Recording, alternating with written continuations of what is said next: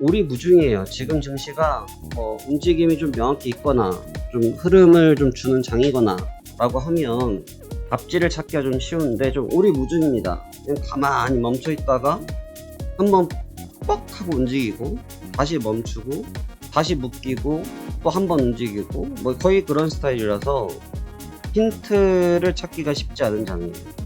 하지만 그렇다고 할지라도 안녕하십니까, 파생왕 송대표입니다. 2024년도 5월 28일 현재 시간 2시 11분을 지나고 있습니다. 자, 오늘부터 다시 미국 증시가 개장하게 됩니다. 전일은 메모리얼 데이로 하루 휴장을 했고요. 오늘 정상 거래가 되는데 우선 간밤에 증시는 일시적으로 움직였습니다. 왜냐면 선물 시장은 2시에 조기 폐장을 하기 때문에 2시까지는 거래가 됐고요. 새벽 2시요. 그 다음에 정상적으로 다시 개장이 되면서 현재 흐름이 만들어지고 있는데 시장을 좀 어떻게 생각해야 될지, 또 지금의 다우지수의 위치와 기술주 간의 위치, 그 다음에 아시아 증시들의 움직임, 이런 부분들을 고르게 같이 한번 살펴보시도록 하겠습니다. 먼저 유럽 증시도 영국 증시는 하루 휴장을 했었고요. 그 다음에 지금 독일장 등이 움직이긴 했습니다만 최근에 금융시장, 증권시장의 중심은 미국에 있습니다. 그러니까 미국이 움직이지 못하면 다른 쪽들이 움직임을 좀 많이 가져가지 않는 상황들이기 때문에 다우지수의 움직임이 없었기 때문에 유럽 증시의 움직임들은 조금 가벼웠다, 이렇게 볼 수 있을 것 같습니다. 독일장도 강보합권에서 마감이 됐고요. 추세적으로는 박스에서의 등락을 계속 이어가고 있는 가운데, 지금 제가 차트를 하나씩 좀 보여드려 볼 테니까 한번 느낀 점을 봐 보시기 바랍니다. 지금 독일 주가의 위치이고요. 맨 끝에 차트가 현재 위치죠. 그 다음에 니케이 차트의 현재 위치를 좀 보시고요. 현재 위치이고요. 그 다음에 S&P 500 주가의 현재 위치입니다. 그 다음에 나스닥 주가의 현재 위치이고요. 다우지수는 이미 꺾였지만 현재 위치 봐보시고요. 그 다음에 홍콩 주가의 위치 한번 살펴보시고요. 항생 주가 위치 한번 살펴보시기 바랍니다. 자, 지금 보시면 홍콩, 항생, 다우는 고점을 찍고 모두 꺾였습니다. 모두 홍콩, 항생, 다우는 고점을 한번 찍고 모두가 지금 꺾여 있는 상태입니다. 흔히 말해서 A자형 조정을 받았죠. A를 닮았다고 해서 A자형 조정입니다. A자형 조정을 받았어요. 반대로 나스닥, S&P 500, 니케이, 그 다음에 독일 주가를 보시면 고점인지 아닌지 모르죠. 고가인지 아닌지는 저도 모르고 여러분도 모르고 아무도 모릅니다.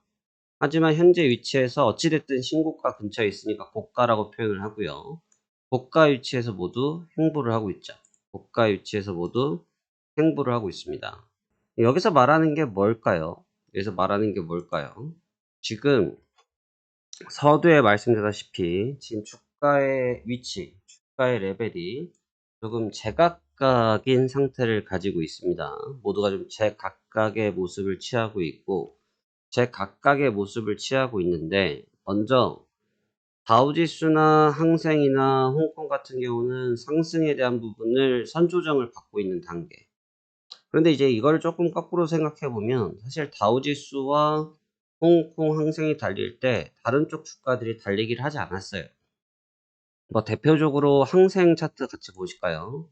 항생 차트 보시면 수직으로 폭등을 했죠. 4월 19일날 저점 찍고 딱 한 달 동안 5월 20일까지 한 달 동안 수직입니다. 이 차트 이런 거 거의 안 나옵니다. 이런 차트는 아무리 나스닥이라도 보기가 좀 드물죠. 저 정도 수직 급등은 거의 보기가 드뭅니다. 한 요 정도 구간, 이 정도의 진폭인데 작년 때나 한번 봤을까 말까 한 파동이 중간에 한번 흔들기도 없었어요. 깔끔하게 그냥 말아 올려버렸죠. 근데 지금 이런 피로감이 사실 누구한테도 있었냐면 다우지수한테도 좀 비슷하게 있었는데, 지금 그 피로감들 이후에 후조정들을 크게 받고 있는 상태입니다. 근데 지금 일본도 브레이킹 타임에 좀 걸렸고, 그 다음에 독일도 브레이킹 타임이 걸렸고, 다우지수가 방향이 꺾인 상태다 보니까 다른 쪽들의 주가를 선점하기가 다들 어려워하는 눈치죠. 왜 어려워하는지는 눈치껏 우리가 이해가 되는데, 그럼 여기에서 주고 있는 시그널이 뭔지는 한번 볼 필요가 있죠. 여기에서 주는 시그널이 뭔지는 볼 필요가 있다. 무슨 말이냐면 지금 시장의 내용이 어떻게 정리가 되느냐. 일단 인플레에 대한 부분입니다. 그러니까 어저께는 사실 미국 증시가 휴장을 하다 보니까 일본 정부에 대한 부분이 별로 반영이 좀 안 되는데, 어제 같은 경우는 BOJ 쪽에서 지금 엔화를 좀 막겠다라는 생각 때문에, 엔화를 막겠다는 생각 때문에 뭐 개입 아닌 개입이 어제 보였습니다. 그래서 지금 달러 가격이 현재까지도 좀 압박을 많이 받고 있는 단계인데, 미국 달러가 압박을 상당히 좀 받고 있는 그런 분위기고요. 근데 지금 여기서 일본 쪽에서 간간히 달러를 억제하는 정책들을 정책이라는 표현보다는 그냥 물량을 풀었다는 표현이 조금 더 맞을 것 같아요. 제가 볼 때는 물량을 좀 풀어내면서 압박을 가해주고 있는데, 그 부분의 실효성이 좀 어느 정도 잘 먹혀 들어갑니다. 뭐 5월 달에도 그랬고 4월 달에도 새벽 시간에 특히나 많이 그러더라고요. 새벽 시간에 그런 모습들을 보이면서 방어적인 부분들을 많이 썼는데, 사실 이 부분은 인플레 때문에 영향을 좀 많이 받을 수밖에 없죠. 그러니까 지금 연준 쪽에서 펼치고 있는 정책이라든지 방향성은 어떻게든 인플레이션을 떨어뜨리려고 하는 정책을 쓰고 있는데, 그 부분에 대한 실효성은 생각보다 잘 먹히지 않고 있다. 왜냐하면 경기가 너무 좋다 보니까.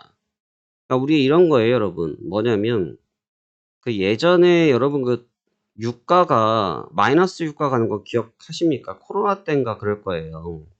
그러니까 그때 저도 처음 봤고 아마 그때를 기억하시는 분들도 처음 보신 거고, 역사상 한 번밖에 없었던 일이니까요. 유가가 그때 마이너스 유가가 갔거든요. 근데 마이너스 유가를 갔는데 엄청 서프라이즈 했죠. 그러니까 이제 물가에 대한 부분을 설명드리기 위해서 이 부분을 설명드리는 건데, 유가가 마이너스를 갈 때 왜 갔냐? 이 코로나라는 정말 그 영화에서나 볼만한, 영화에서 볼 듯한 내용이 되다 보니까 유조선들, 배에서 기름을 나르고 있는 배들이 바다에서 그냥 떠 있는 거예요. 바다에서. 그런 소식 때문에 유가가 60불에서 그대로 지켜낸 차트에 기록도 안 돼. 6.5불인데 이거 마이너스 유가를 찍었거든요. 마이너스 유가로 넘어가 버렸습니다. 마이너스로. 그러니까 이게 완전히 뭐 기가 먹힐 노릇이 생겨버린 거죠. 그러니까 이거랑 똑같은 거예요. 물가를 잡기 위해서 소비력이 떨어지기 시작하면 그 부분이 잡히는데, 미국의 경기가 워낙 견조하게 버티다 보니까 그 부분도 생각만큼 먹히지 않는다. 이게 지금 연준의 가장 크나큰 고민이거든요.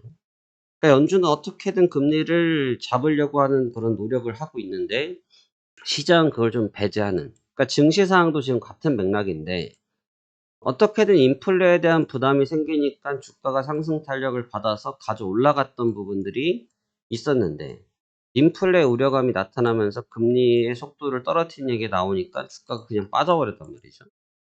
근데 이제 문제는 이제 유가와 동일한 개념인데, 기술주들이 계속 쓴다. 반도체를 계속 투진한다. 이런 얘기가 나오니까 반도체 주가가 폭등을 해버린 겁니다.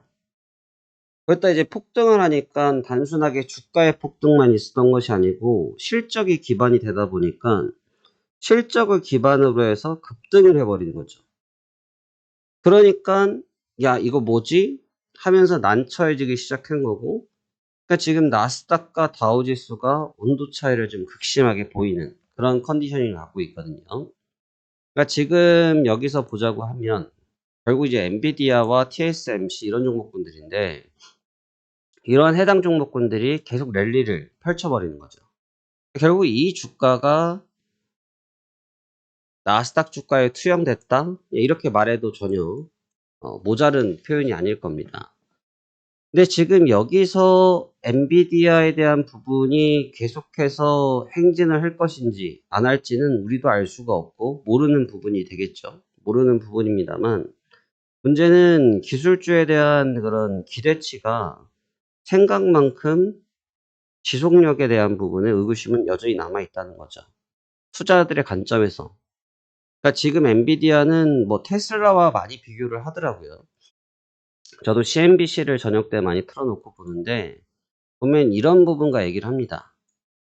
그러니까 제가 여기서 저는 뭐 이 주주도 아니고 저는 이 주식에 없는 사람이기 때문에 관계가 없지만 있으신 분들도 한번 생각해 보실 필요가 이런 느낌이거든요. 지금 테슬라 때의 느낌 엄청나죠. 지금 뭐 출퇴근할 때 보면 뭐 저는 좀 퇴근이 늦어서 출근할 때 많이 봅니다만 테슬라 자동차 많이 돌아다니죠. 보고 있으면 신기합니다. 전기로 기름도 하나 안 들어가고 굉장히 놀랄 노자죠. 그러니까 서플라이즈 했지만 이제 그것은 여전히 현재 진행형인 건 사실인데 주가에 미치는 영향이 어느 정도가 될지는 향후 또 지켜봐야 될 부분이다 이거죠. 같은 맥락이기 때문에 지금의 그런 과열성이 주가에 어느 정도 연속성을 줄지는 아무도 아직은 알 수가 없어요. 근데 지금 그러다 보니 탄력은 받아있지만 그렇다고 해서 뭐 눈에 띄게 뭐 항생처럼 폭발적인 이런 느낌이 또 아니라는 거죠. 그러니 그 가운데 금리 관련돼서 태클을 한번 걸기 시작하면 미끄러지는 현상을 보여주고 있는 겁니다.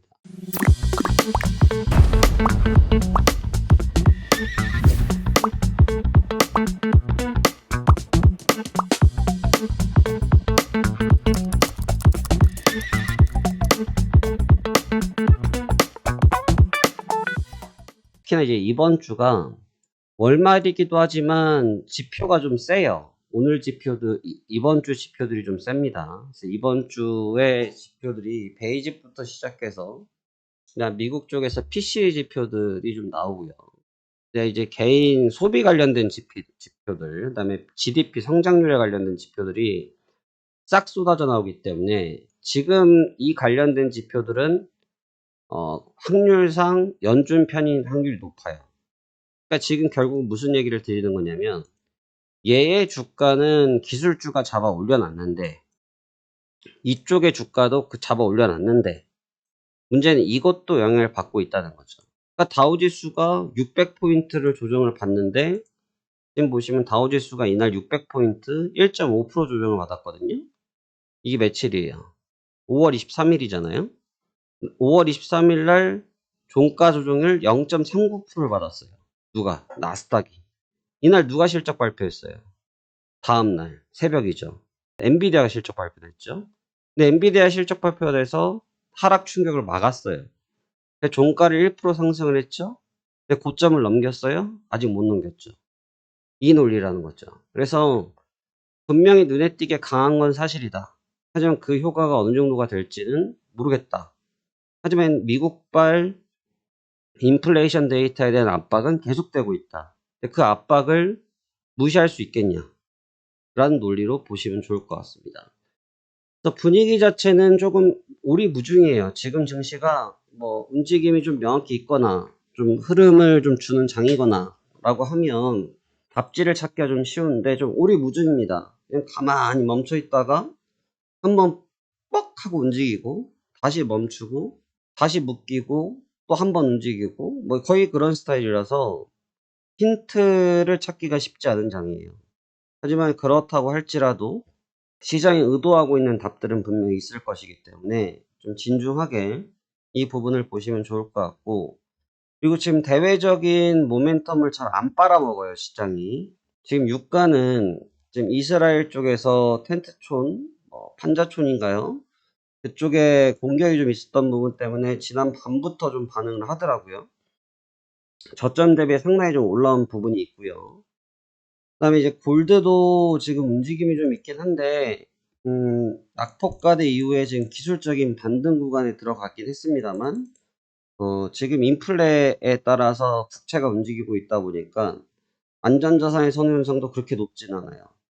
그러니까 지금 대외적인 부분들을 거의 빨아먹지 않은 상태에서 기업의 실적과 이미 공개된 실적이지만 거기에 대한 기대치와 그 다음에 인플레에 대한 싸움이 오늘 내일까지 이어지면서 모레 지표를 확인하면서 확인사살을 받지 않겠냐 이렇게 생각되어집니다.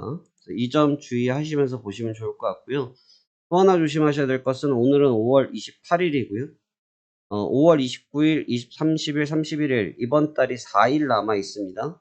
이제 거래가 시작도 안 됐기 때문에 이제 4일 풀로 남아 있는 상태인데 월말이라는 점을 분명히 기억해야 됩니다. 월말은 항생도 방금 보여드렸지만 이 월말 구간에 들어와서 5월 20일이니까 월말 구간이잖아요. 말일 구간이 들어오면서 매물대가 급속도로 나왔어요. 그 다음에 피니시를 친 게 27일 월요일날 피니시를 쳐서 매물 거래가 제일 컸죠. 피니시를 쳤단 말이에요.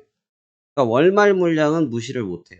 특히나 어떻게 보면 원웨이적 성격을 보인 직후는 그 구간들에서는 대체적으로 브레이킹 타임이 있다 이거죠. 그래서 그 점만 좀 유념하시면서 보시면 될 것 같고요. 6월달은 일단 5월달 마감을 어떻게 하는지를 봐야 6월달을 논의할 수 있을 것 같습니다. 여튼 지금의 가장 큰 핵심은 여전히 인플레와 현물 간의 싸움이다. 인플레와 기업 간의 싸움이다. 연준의 정책과 기업 간의 싸움이다. 이게 가장 큰 핵심이다. 그 점에 좀 초점 두셨으면 좋겠고요. 꼭 눈에 보이는 데이터만 다 신뢰할 필요는 없다.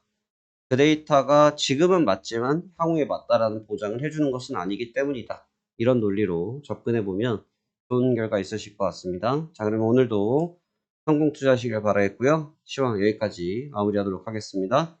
참 하나 빠진 내용이 있습니다. 저희가 그동안 체험을 마감해놓고 체험을 받지 않았었는데요. 내일 수요일입니다. 5월 29일 단 하루만 체험하실 수가 있습니다. 오늘 저녁이라도 내용 보신 분들은 체험 신청하시면 내일 함께 참여할 수 있기 때문에 아래 담당 매니저에게 직접 연락하시면 내일 체험 하루 하실 수 있다. 이 내용 제가 빠뜨렸는데요. 이 내용 참고하시면 좋겠습니다. 감사합니다. 화생한 송 대표였습니다.